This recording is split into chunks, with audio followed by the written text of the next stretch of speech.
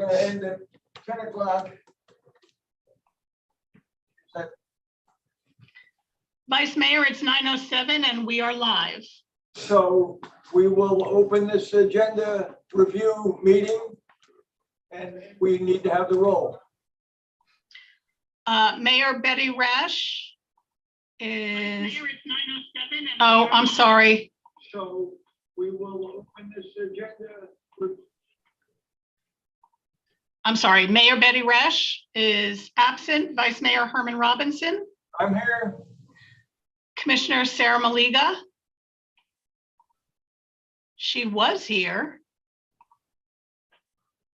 Now she's not here, so now we don't have a quorum.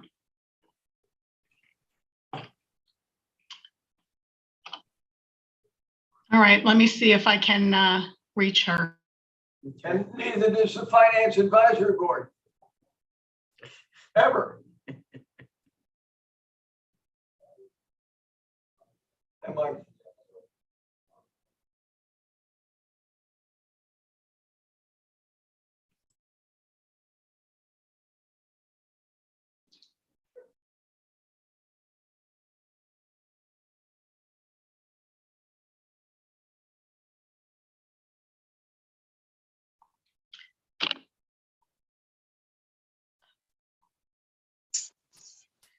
Melissa, I got kicked Commissioner out Maliga somehow. is back. We I got are kicked live. Can you hear me? Yes, Yes, I'm here. I got kicked off. I'm sorry. no worries. So I was in the middle of the roll call and I was actually at you, Commissioner Maliga. Commissioner Maliga is here. Commissioner McVoy is not here at the moment. Commissioner Kimberly Stokes. Here. All right. Staff is at full strength and we're ready to go. Topics. Anybody want to add a topic? We have less than an hour. Can anybody hear me? We can hear you, Vice Mayor. All I can right. hear you. So, Sarah, do you want to give us an update on your sunset meeting last night? Yes, it went well. The investor was there to answer questions. Katie McGivern and from Rollo and the Murray Hills neighborhood had submitted questions on Sunday and Monday for me to have answers for. They seem more upset about the fact that there's going to be traffic going past the two houses that butt up against the property. But they are willing to work with the developer, the investor. I told them that we are still miles away. We still don't have a signed settlement agreement. There were about 45 people in the audience and 18 on Zoom. So it was very well attended. And the next one is scheduled for May. And the developer is going to be there. Yes, sir. Chris has been at every meeting, including meeting with some of the people from Murray Hills on the site to go over some concerns that they have.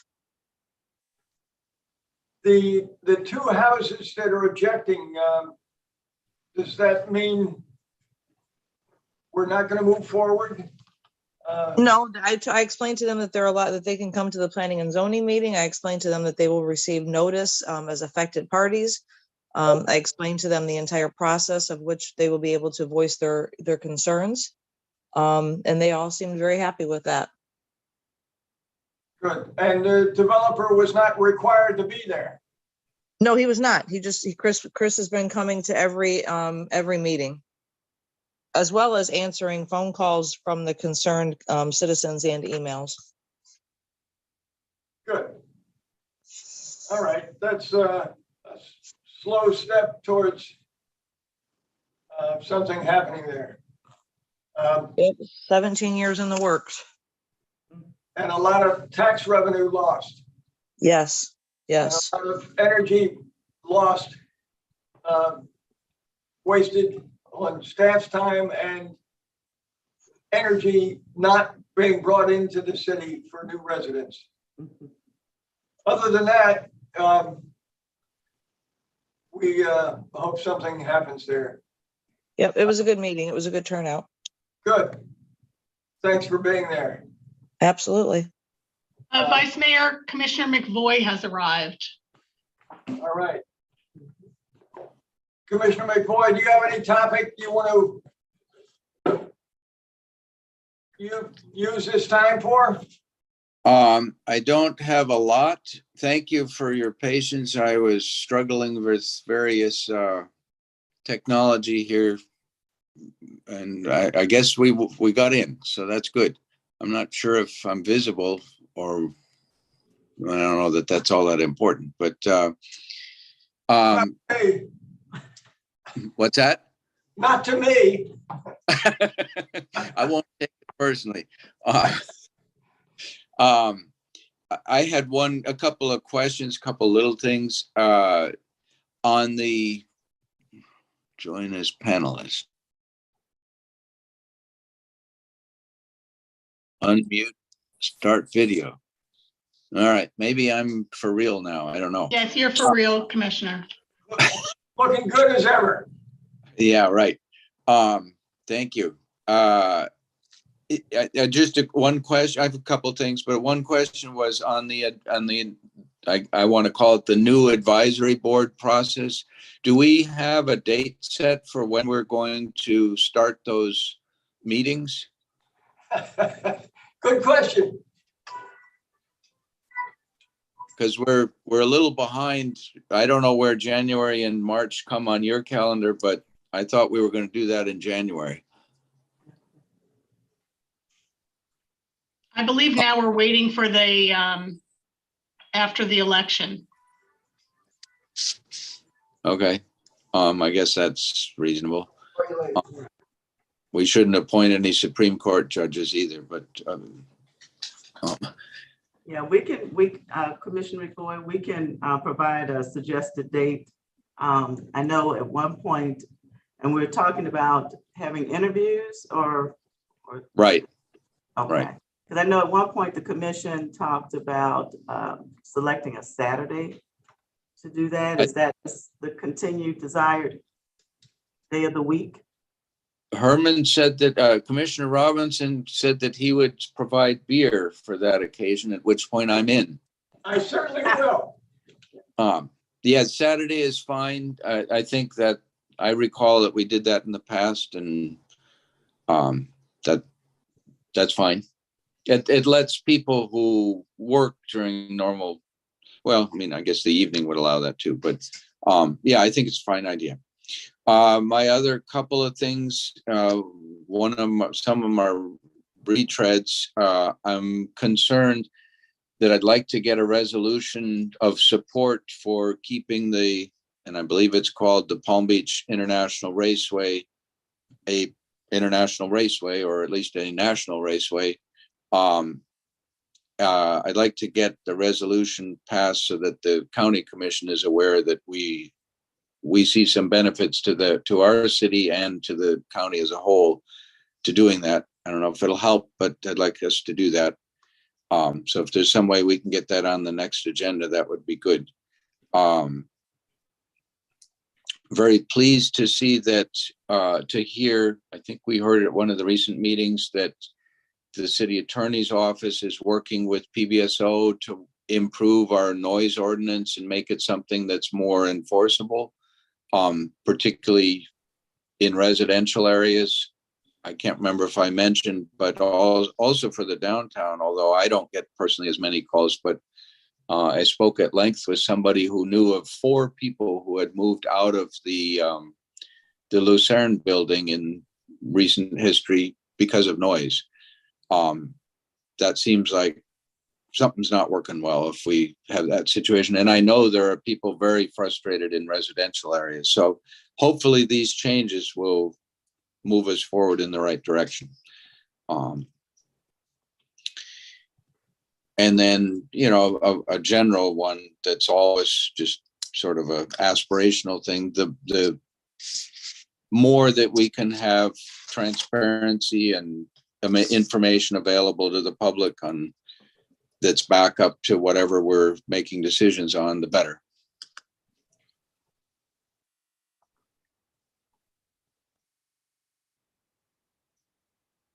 That's it? If I think of something else, I'll let you know, but that's the moment. Good. Those are good ones. The Saturday, we could have it on Derby Day, first Saturday in May.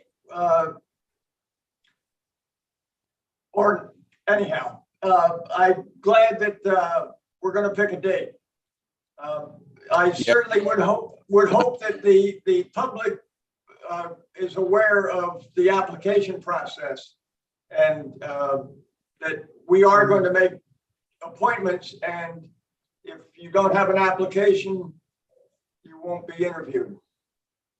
Right. And yeah, I don't know how it's always an issue of how we move information out into the community. And yeah, I suppose some of that can happen by commissioners themselves doing it, but multiple ways is good so that the public knows, hey, we've changed our policy procedure. And we, here's what the new procedure is. We hope that this is a more encouraging way to really promote community involvement in our decision making, and that's something that we all desire. And Chris, can you and Commissioner Robinson, before you depart from us, can you catch Carmen up on how it used to work? Because I know with the charter review and the education task force, it was like one big giant open public interview, and it seemed like there's some room for improvement there. And it's my understanding that's not like, are we just going to have one giant thing like that for every single advisory board and every applicant, or was it set up in the past? And it doesn't have to happen at this meeting, but if I can share what I recall, and I don't know whether Herman recalls or whether that was changed before he was on, but Well, I was on the other end then. yeah, it was changed quite a while ago, but what I remember is we would meet, and I think it was typically on a Saturday, I think, in the conference room next to the chambers. The public was invited. We would indicate that beforehand that XYZ boards had openings, and please get your applications in by such and such a deadline. And then what I remember is we would bring people into the room one at a time. We didn't interview all of the people for recreation board or whatever at the same time. We interviewed them individually, and then once we had interviewed all the people, I don't remember if we voted only after we'd interviewed everybody for everything. I kind of think so, because I remember that we often had discussions as a commission. Hey, Joe applied for recreation, but actually, they also indicated a second choice for transportation board or whatever. And, actually, they would be really good on that. And there was some discussion. And then we said, hey, we'd bring Joe back in somehow and say, would you be willing to do that?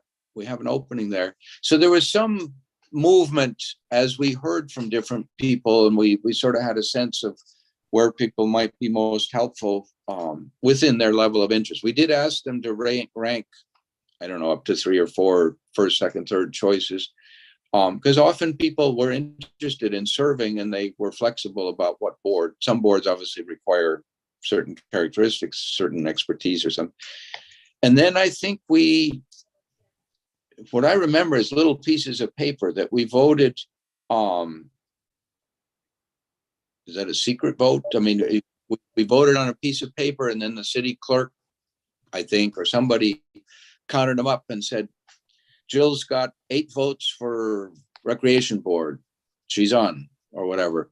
That's my recollection of how we did it. And it was timed. Each candidate was timed. There was a limit. Some limit that they could make a little bit of a presentation. We definitely had questions back and forth. They could ask us questions and we could ask them questions. I recall it being a very positive flavor, and that part of what seemed to be positive is that members of the community got to know the commission much more directly. And we got to know a number of people in the community, so that it really did encourage community involvement, even if people didn't get appointed to a board because there wasn't room or whatever reason. Chris, do you think that there will be the new process of eliminating people? Will that take place at the interview process, or if there's 3 votes to desire a change, when will that happen? To vote, well, that process that we used to have, I don't remember us ever No, using. the take new people process. The new process is 3 votes to eliminate somebody from a board. When do you think that will be initiated, if so desired? I don't know. I've never been involved in that.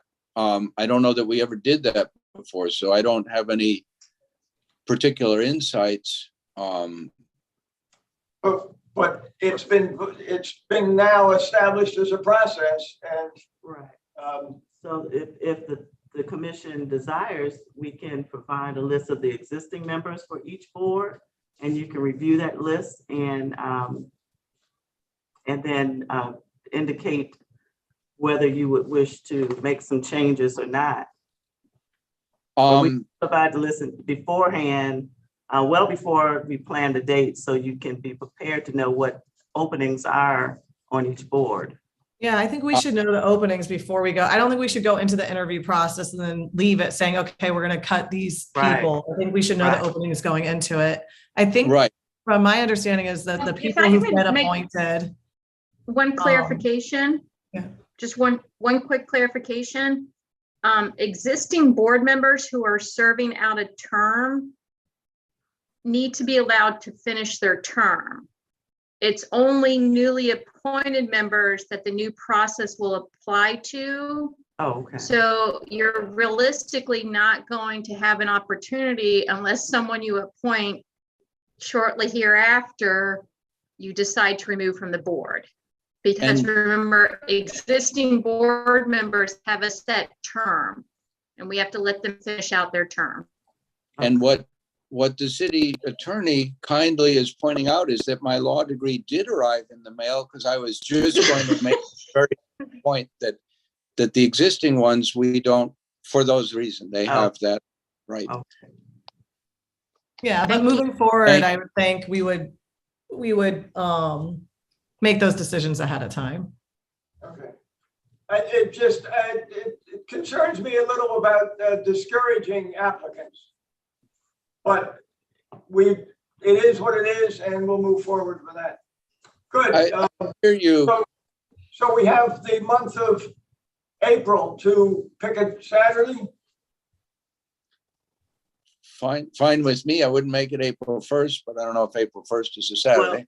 Well, we have to give time to be able to give notification to the public about the process and the information. So I'm thinking most likely, if not beginning of May, second week of May, somewhere in there. So I'll find a date and provide the date during the city manager's update at the next meeting. That sounds good. I agree that we need to let the public know and give them some heads up.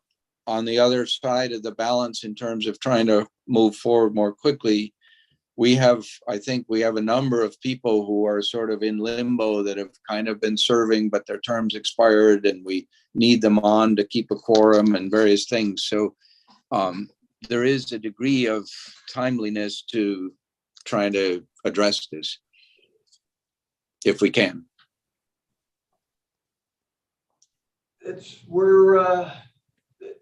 If setting a date in April or May, that's a step forward. Yes. Finance Advisory Board is lacking. Anyhow, good. Yeah.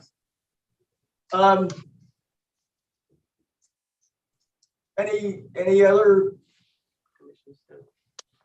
oh, got their hand up? I don't see it. She didn't give a report. Oh. Yeah, I haven't brought anything up. This meeting felt very important early on when we got elected because there was so much we wanted to tackle and everything like that. We needed a place to be able to talk about it. I still think it's an important meeting, but I don't know that I'll have a lot of new issues that I want to bring up at these meetings because like the one issue that we keep bringing up that we need to find time to discuss and move forward is about mobility and developing a mobility plan for the city and also an advisory board. So, I'm hopeful that the city manager is working with appropriate departments to come up with a plan to develop a plan for mobility and that we'll have those conversations and we'll engage with whatever entities we need to be able to make that a reality. So I don't think we need to have more discussion topics on it. I think we need to just kind of figure out what the path forward is to making that a reality. So I don't think it would be great to keep adding a lot of big topics while we still have so many that we need to wrap up and get started. And then the only other thing that comes to mind is just with those save.com flyers, if they're still, I still continue to hear reports here and there that people are getting them thrown in their yards. It's not as bad as it initially was, where like twice a week, the whole neighborhood would be littered with them. So it's gotten better, but I think they still believe that they have a right to do this in our city. And I don't know if there's any update on our communication with that organization, like that they're not allowed. It's not allowed by our code and we don't want them doing it. Maybe Tallahassee can help us on it.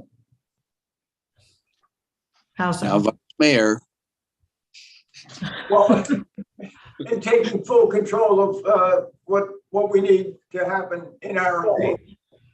Right. and on the transportation one, I can certainly help a little bit, mostly by linking us up with the Transportation Planning Agency, what used to be called Metropolitan Planning Agencies. I think Broward still calls it that. They have a lot of experience with helping cities do some of these mobility things and provide like that. So I'll be happy to facilitate that. And Jamie will be helpful as well. He's on their technical advisory board too. So he's pretty in touch with options. Kim, thank you for saying that we have existing topics that we need to address. I know my time is even shorter, but the existing buildings at L&M aren't that problem, that solution, that decision on what to do with them isn't going away anytime soon. Those buildings are an attraction for problem. Yeah, and they're an expense to CRA. And if they weren't there, I think we all would be in a better position to think about what could be there, not what's there. When I'm painting the kitchen wall and there's a hole in the wall, the hole needs to be fixed before we paint the wall.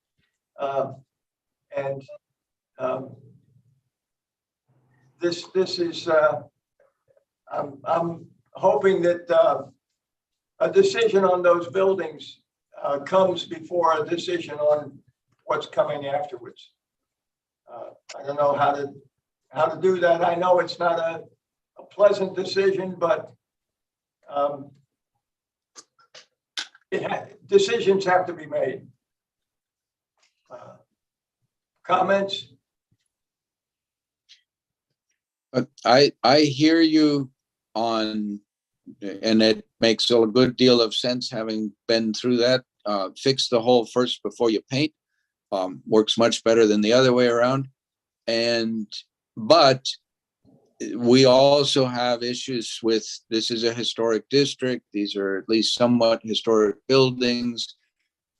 I definitely am concerned about that we not be in this situation of demolition by neglect kind of approach. But I hear you that it's not helping us. The current status is not helpful. So if we can keep the options of what to do with them to a minimum, too many options sometimes, set us back. If we could have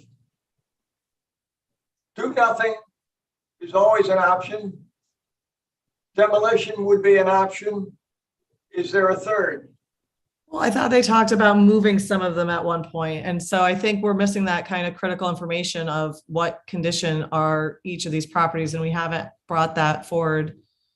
That information wouldn't be required for us to make the other two decisions. If they're worth moving or not. I mean, if they're in like such horrible shape beyond repair, then I guess that would lean more towards demolition as being an option. And then if they are in pretty good shape, then you have the two options of keeping them there or trying to move them. So I think the condition of the buildings should definitely be factored into the decision-making that we're going to be doing. So I think that's the most first critical step, is that, I know the mayor's been asking for something more thorough than what she's gotten before. And I think we all need to have access to something that we can easily understand and know exactly what we're working with. So that to me is the next most. Do you expect the city to move them or the market, the public to move them? I think the proposal was that, anybody who wanted to have them at some reasonable price could have them if they were willing to move them. And I don't think we saw a lot of interest in the community in doing that. The expense is probably not insignificant, and you got to find a place to put them. So that limits the need for information on their condition. Why don't we see if we can do, as a community, as a commission, why can't we do a site visit so we can see for our own eyes the condition of these properties with the powers that be and the departments that be within the city?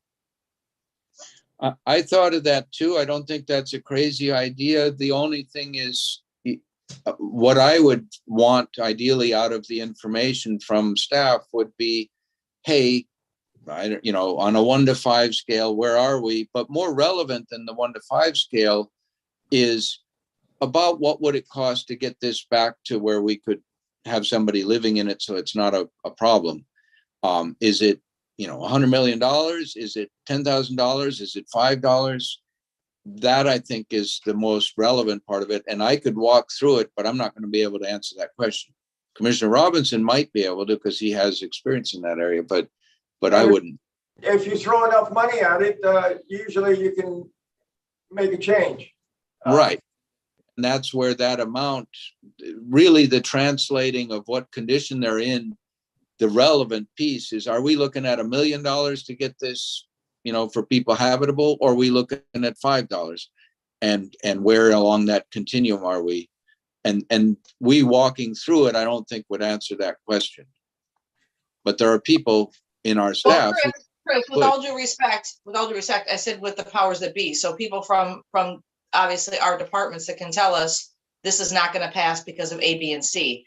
Peter coming on site saying, the retaining walls need to be replaced. Somebody from electric coming in saying you need all new electric panels. This is what it would cost. That's why I said the powers that be, the people who actually do the inspections for our city. Excellent. What's that? Excellent. I said that's exact. I thought that was what we had already requested a month or two ago, that staff would do that. City manager.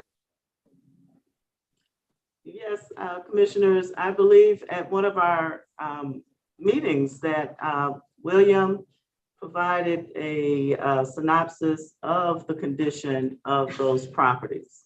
We have not put a concrete monetary value to the condition, but we did give an extensive report regarding the type of conditions those properties are in.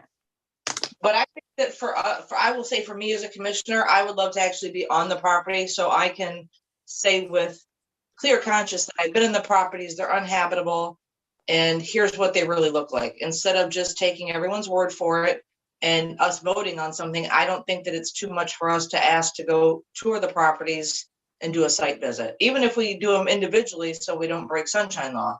All right, I Yeah. love the idea of a site visit. Commissioner Malega, I really do. I think, and if we just said staff block off an hour and a half on this day and we all rotated through 15 minutes or whatever we need to do to make sure that we're in the clear there, I think we figure that out. But I think it would be very valuable for us to all to go down. I agree. Like when you visit a property versus looking at a photo of it, you just get a different sense. But there's no point in looking at a neighborhood in a community where you're not going to move. And I don't mean to be a contrarian, but a decision has to be made on whether we're going to do what those buildings were purchased for in the first place. We're going off in a different direction. We're thinking, well, what about Chattanooga? When we know we have no intention of going to Chattanooga. These properties were bought by CRA to develop, not to consider rehabilitation. And with all due respect, Vice Mayor, I understand and I agree with you. But again, for me to be able to vote on something as a commissioner, I want to know that I've looked at all angles. So the people who are concerned about these historical homes, I can say with a clear conscience that I've been to the site, the homes can be moved, but we do not have the ability or the funds to rehabilitate them to which they need to be rehabilitated to be able to be lived in. So that's just my request as a commissioner. Before I vote on moving, demoing, selling, I would love to do a site visit so I can say with a clear conscience, I've been there, I've seen the data, I've visited the property, here's my decision. Well, if that's what it takes, then let's set a date for that visit. We'll coordinate a day. Good. And how to make that happen for you all. That's another step forward. All right.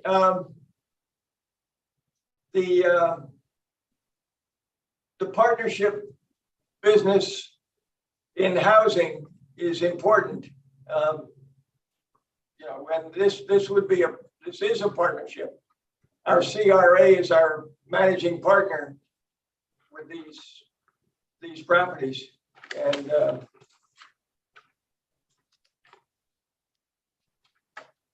we should at least be communicating with them. Yeah, we should definitely be in communication.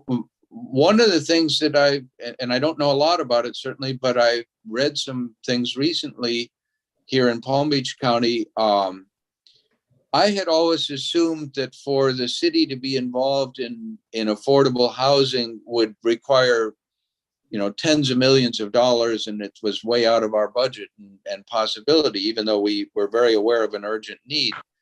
But some of the articles that I've been reading of things happening elsewhere in other cities, I saw numbers for a CRA that they put in $600,000, numbers that were very much in the range of doable. I don't understand the details. I don't claim to, but it seemed to me to open a window a little bit that is there more that our CRA could do, or our city, or the two of us together, whatever, to move on truly affordable housing.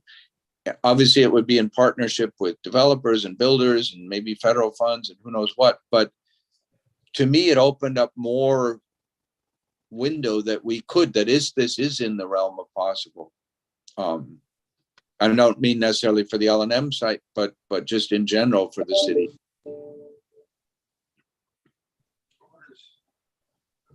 What does William Waters say? Did he say anything? Should we repeat it? No, not really. affordable housing is necessary. We need people that can afford to live where they live. It's expensive. The Bahamian is tax credit affordable housing, whether you want to believe it or not, it is. And it's been subsidized for that purpose because of that. I don't want to be but the fear of a partnership at our oceanfront park shouldn't be any more or less than a partnership in housing. That's all I have to say about that.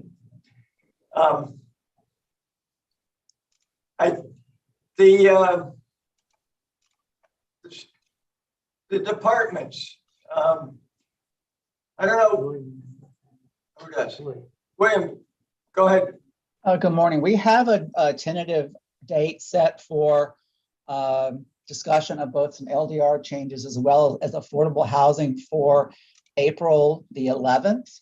And it includes a formal Lake Worth Beach affordable housing program. And we can provide you some more information. I'm going to ask Joan to be there as well.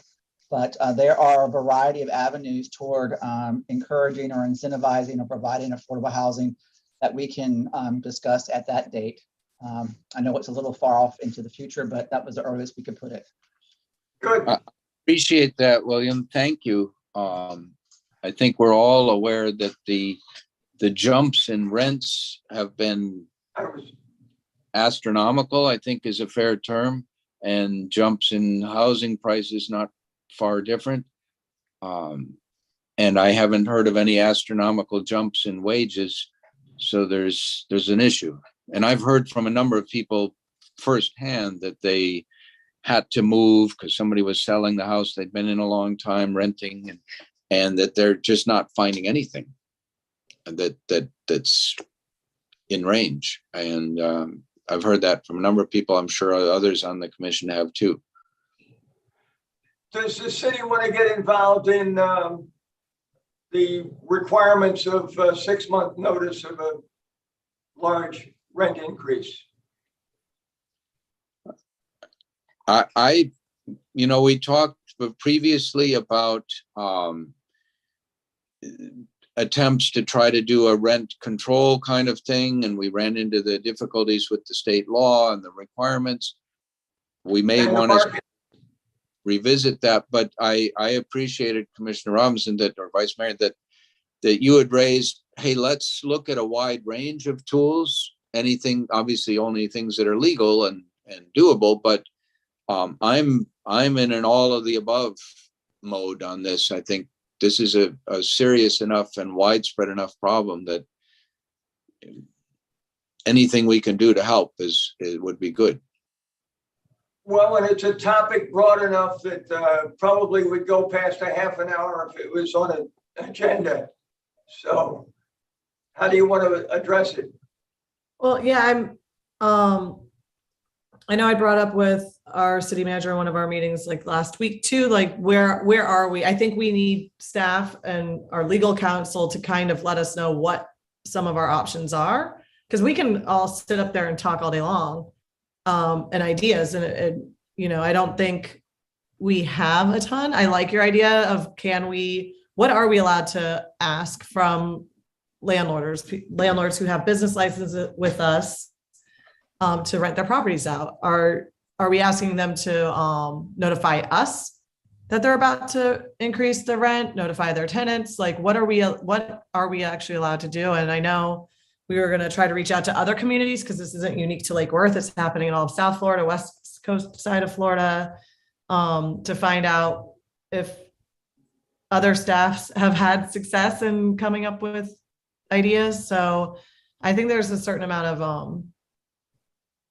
like behind the scenes work we need our staff to do to kind of vet some ideas and let us know what's possible.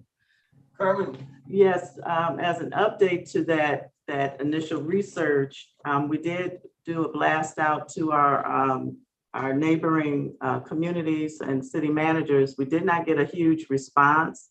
And there has not been any additional information received from the surrounding areas outside of what has been happening with the county other than assistance with rent.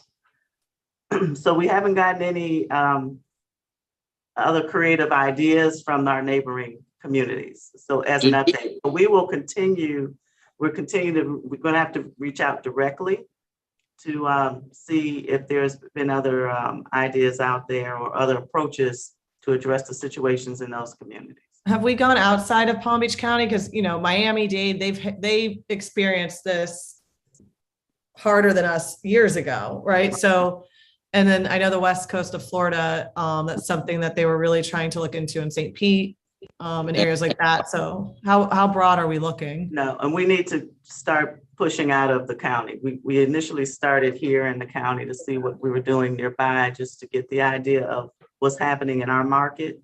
But we definitely we will move to the next level. I would encourage that. Reach out to the mayor of Miami-Dade County's office, Daniela Cava Levine, I believe. I get her last name mixed up a little bit, but she's the mayor there. Excuse me, I wanted to let you guys know the mayor was just calling me and she did not have the link. She's logging in now. I didn't mean to interrupt you, Chris. Turn the meeting over to the mayor. She's not here yet. No, not yet. All right, I'll let you know when she's arrived, Vice Mayor. before 10 o'clock. Good. And I had also heard what Commissioner Stokes mentioned, that I want to say it's Tampa and St. Pete, but I could be wrong about the cities, but over that part of the state, they were at least looking at it. I don't know if they made any more headway than we did, but Right, we've noticed that. I don't think they were, I think they may have stopped pursuing the rent control angle. Yeah. But the fact that they were even pursuing that means I would suspect that when they said that might not be the right way to go, that hopefully they kept trying to look for alternatives. So we know it was important enough for them to vote on pursuing rent control to begin with. So hopefully they've had some more conversations that we can kind of learn benefit from. I'm sorry to interrupt, but Mayor Resch is now here and can assume the gavel. Good. Thank you. Do we have the small, yeah, I would like to see everybody. I can't, can you hear me? We can hear you, or I can anyhow. I can Can hear you you. see me? Yes. Something's Yeah. odd. We can't see you, but we hear you. All right, great. We I don't know saw a what's going picture. on. That's very weird. Okay. I am so sorry. I had a court hearing that I thought was going to be not short, not long, and it turned out to be long. And I apologize. So I can certainly, my goodness, I can certainly, what's going on? I hear rent control. What's going on? Let me find out. Just the concern of how we will react to exorbitant rent increases. I mean, how can we? That's the problem. How can we? Any ideas? Well, code is always an issue with everything almost. And it's probably not legal to bring them too far into it, but I think they should be part of it as legally as possible. Well, we did ask the city attorney to look into it, and you know the answer. Yeah, and I think unfortunately, what we're going to run into is the state preemption of rent control. You know, I do agree with Commissioner Stokes. We probably need to get really creative to see if there's another way to assist the renters from these big increases. But any kind of controls that the city would try to implement on the actual rents is going to be governed by the statute. So is there another method of addressing it? And I think that's where we'd have to get creative and figure out if there's another way to address it that's, you know, helpful to the renters and doesn't end up making them incur more costs, because if you utilize code enforcement against the owners, they may turn around and push those costs off to the renters. So that's what we'd have to look at. Do we know, Christy, right off,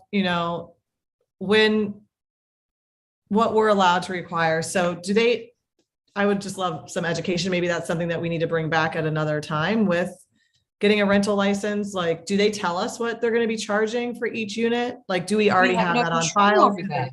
What? Kim, we have no control over that. I I'm mean, just it's a mar- asking, Betty, Yeah. I'm curious if we Yeah. have what information we have, because Commissioner Robinson had suggested that they notify us if they're gonna notify us or their tenants or somehow that they're about to increase their rent. So I'm just curious if that's information that we already ask of them. I'm just wondering about access to, as we're trying to figure out possible solutions. I just want a better understanding of Sure, no, what that's information we have and what we're allowed to ask and what we're allowed to do. You're just hearing my frustration, that's all. No, I know. And I'm if gonna the sign rent- off and try to come back on with video. This is really annoying. William. I'll be right back. So And William, William I'm can sorry. address the specifics on what we ask our, to fill out for a business license. Yeah, for any business license in the city, we require verification of ownership, a SunBiz information if it's a business, address, contact information, if it's a residential rental, the person who's responsible for the party, for the property. In some cases, customer service with electric does require the provision of a lease, but that is not provided to us. We do not get into any discussions or requirements as to what the lease amounts are. We do know how many units are supposedly leased in each location.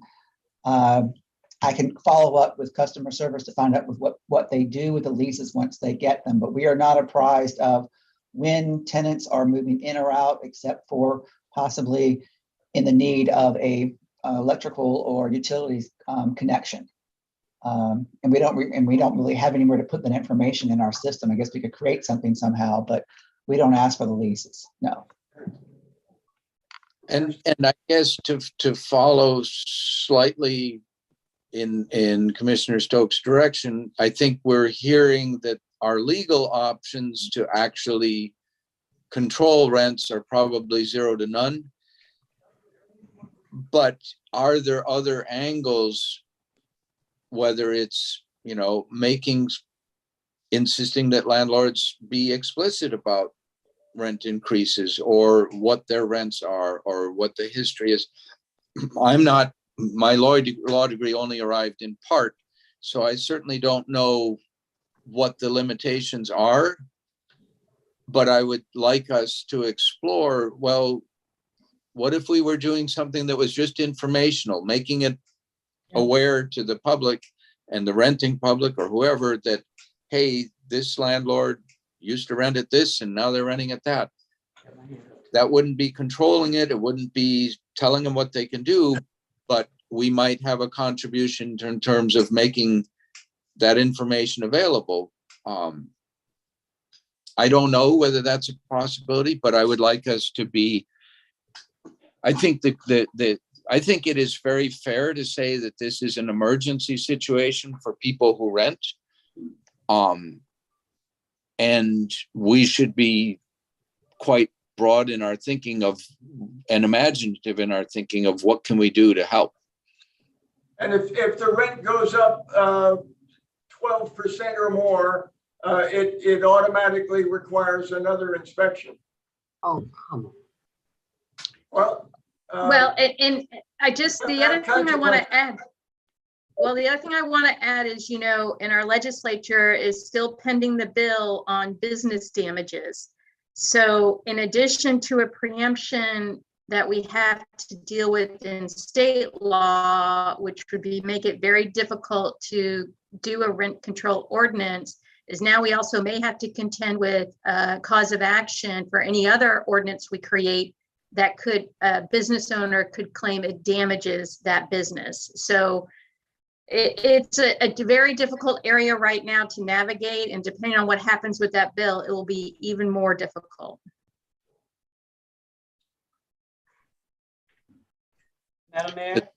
Yeah, Does that affect, did that bill, I mean, obviously, it's probably not much point in us speculating about that bill until it's either law or not law or gets challenged or whatever.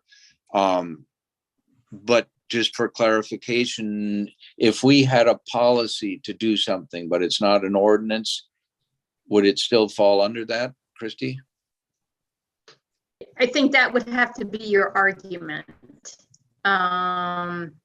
You know, that it's not an ordinance, but then the problem would be enforcing it.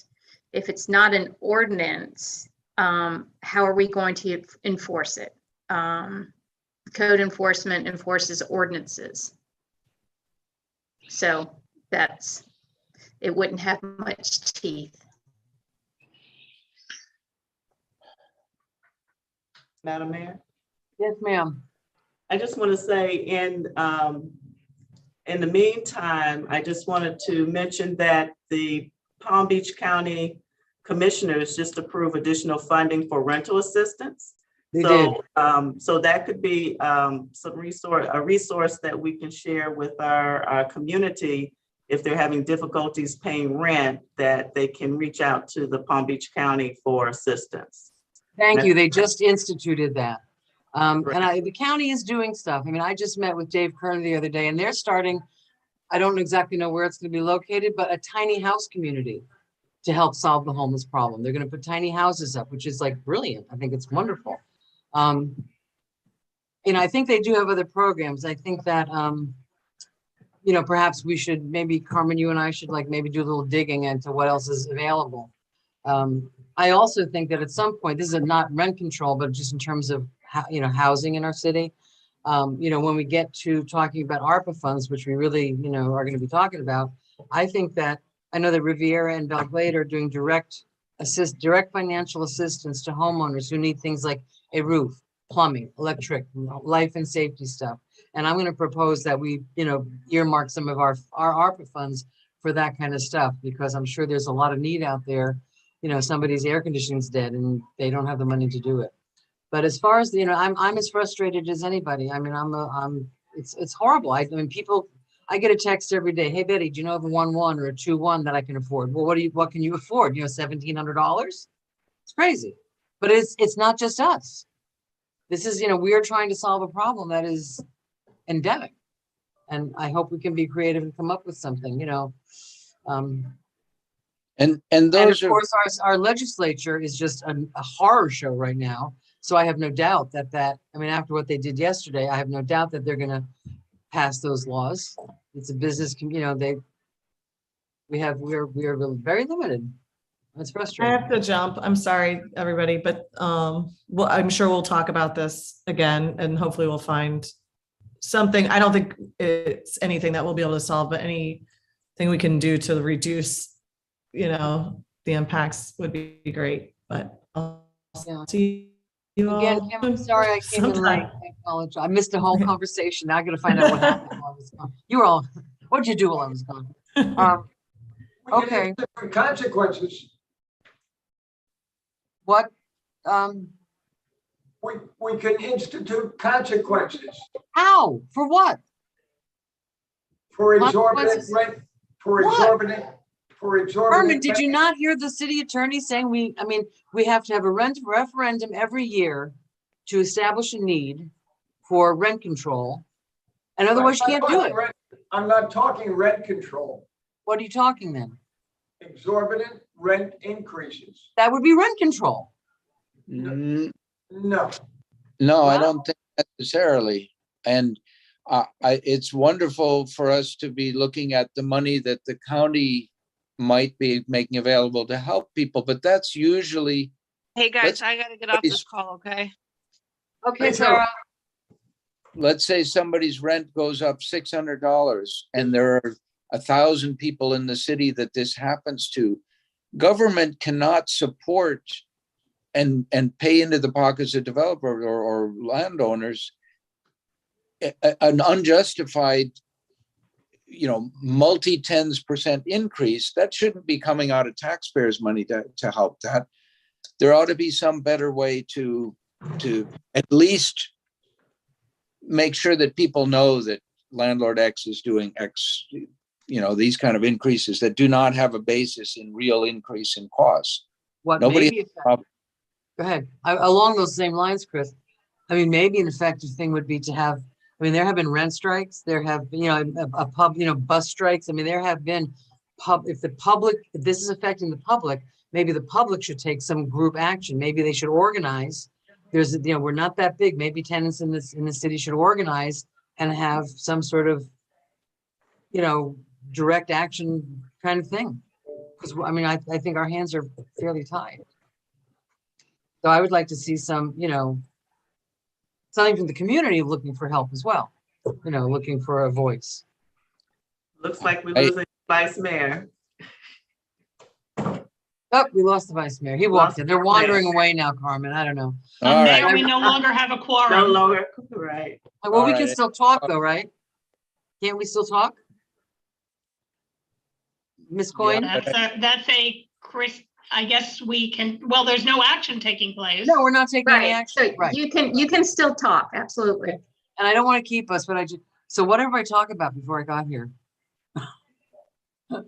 Carmen, I'll catch up with you later. Well, I'll update you. Okay, great. Thank you very much, everybody. The accolades about the Street Painting Festival continue to come in.